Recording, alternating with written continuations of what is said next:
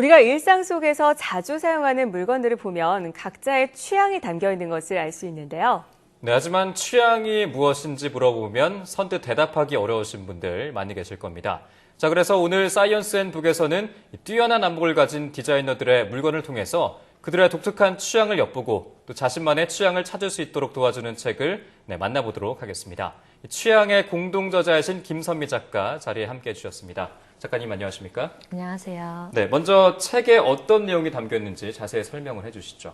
네, 이 책은 취향이란 무엇인가라는 질문에 관해서 답을 얻고자 시작했던 책입니다. 그 과정 중간에 크리에이터들, 포토그래퍼나 디자이너, 건축가들이 취향이 반영된 물건을 통해서 그 답을 찾아가는 책이고요. 네. 미디어나 아니면 기업들에 의해서 의도된 취향이 아닌 개인의 삶 안에서 의미가 있는 취향에 관한 이야기가 담겨 있습니다. 네, 근데 사람마다 취향이 굉장히 다르잖아요. 네. 어떻게 보면 굉장히 추상적이고 또 주관적이라고 할 수 있는데 이런 취향을 주제로 집필을 하시기 위해서 어떤 준비를 하셨는지요? 네, 기획하면서 가장 시간을 많이 할애했던 부분이 취향이라는 단어에 관한 정의 내리기였습니다. 네. 취향이라는 말 자체가 굉장히 말씀하신 것처럼 추상적인데 사전적 의미를 살펴보면 하고 싶은 마음이 드는 방향, 경향이라고 정리되어 있습니다. 네. 사실 이 역시도 굉장히 추상적이죠. 네. 그래서 저희는 이런 추상적인 취향이라는 단어에 대해서 구체적으로 접근하기 위해 물성을 가진 물건으로 역으로 취향을 한번 추적하기로 했습니다. 이걸 준비하면서 주변에 있는 디자이너나 건축가, 여러 크리에이티브한 직업에 이제 종사하시는 분들에게 1차 조사를 한번 해봤는데요. 네네. 그들이 무엇을 보고 타인의 취향을 예측하는지, 그리고 취향이라는 것에 대한 정의를 어떻게 생각하는지, 혹은 취향이 있다면 좋은 취향이라는 게 있다고 생각하는지, 이런 여러 가지 질문을 품은 조사였습니다. 네. 거기서 나온 답변들을 기반으로 해서 이 책을 어떻게 가져가야 할지 밑그림을 그리면서 전개했습니다. 네, 디자이너들이 사실 이른바 센스라는 게 상당하지 않습니까? 그쵸. 그리고 남들의 취향도 잘 파악하는데 네. 그만큼 그들의 취향이 좀 확고할 것 같습니다. 네. 만나보셨는데 소감이 어떠셨나요? 흥미롭게도 막상 당신의 취향을 반영한 물건이 무엇입니까? 라는 질문에 대해서 쉽게 대답하는 디자이너들은 많지 않았습니다. 여러 가지 원인이 있겠는데요. 취향이라는 단어 자체가 모호해서 막상 그 단어를 중심으로 생각을 개진해 본 적이 없을 수도 있고, 또 하나는 책을 통해서 자신의 취향이 대중들에게 드러난다는 것에 대한 우려도 아마 있을 거고요. 네. 그럼에도 불구하고 이 책 안에 담긴 11명의 인터뷰인은 명확한 본인의 취향을 이제 이야기하는 사람들 중에 사람들이었는데요. 네. 저희가 맨 처음에 이 책을 기획하면서 취향이라는 것을 물건 몇 개로 추론한다는 것이 자칫 편협해지지 않을까라는 우려가 있었는데 책 안에 담긴 인터뷰이들은 단순하게 물건을 선택하는 것에 대한 취향뿐만 아니라 작업을 하는 방식, 그리고 더 나아가서는 삶을 대하는 태도까지 네. 같은 결을 이루고 있었습니다. 그래서 저희도 취향에 관해서 조금 더 깊게 인식할 수 있었고요. 네, 그렇다면은 책을 통해서 소개해 주신 디자이너들의 물건 중에 네. 가장 기억에 남는 물건 어떤 게 있을까요?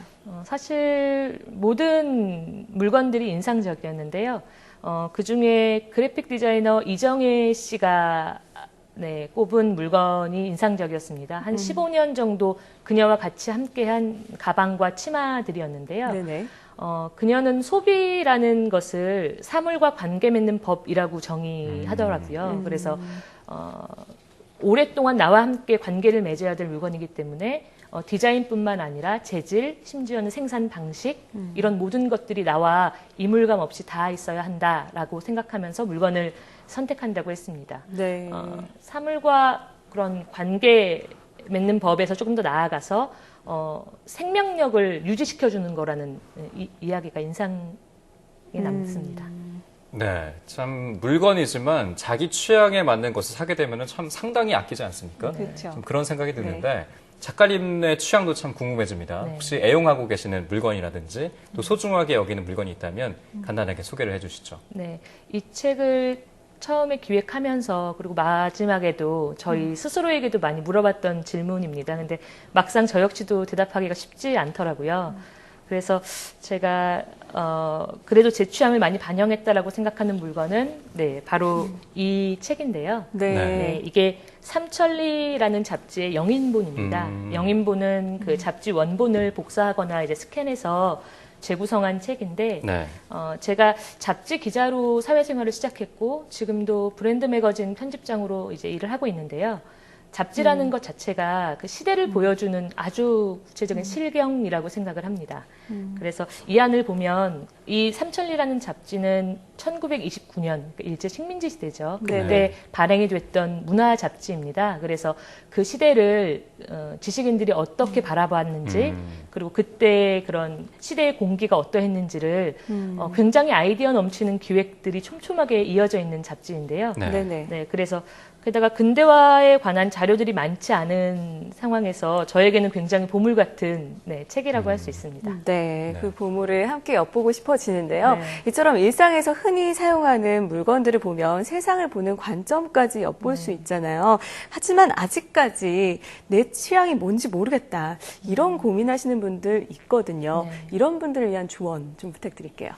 네, 그 취향이라는 말에서 오는 그 추상적인 느낌을 이렇게 걷어내고 나면 그 오랜 시간 동안 내 삶 안에서 한 가지로 수렴되는 방향이라는 게 남습니다. 그러니까 그것을 예측하는 단서는 뭐 내가 선택하는, 주체적으로 선택하는 물건이 될 수도 있고 내가 관계 맺고 있는 사람들을 통해서도 알 수 있고요. 그래서 그런 내가 매일 쓰고 내가 아끼는 물건들을 살펴보다 보면 아마 공통적으로 계속 겹치는 어떤 교집합이 있을 텐데요. 네. 그것이 아마 취향이 아닐까 생각합니다. 그리고 이러한 것들은 삶을 조금 더 주체적이고 조금 더 단단하게 살 수 있는 원동력이 될 수 있다고 생각하고요.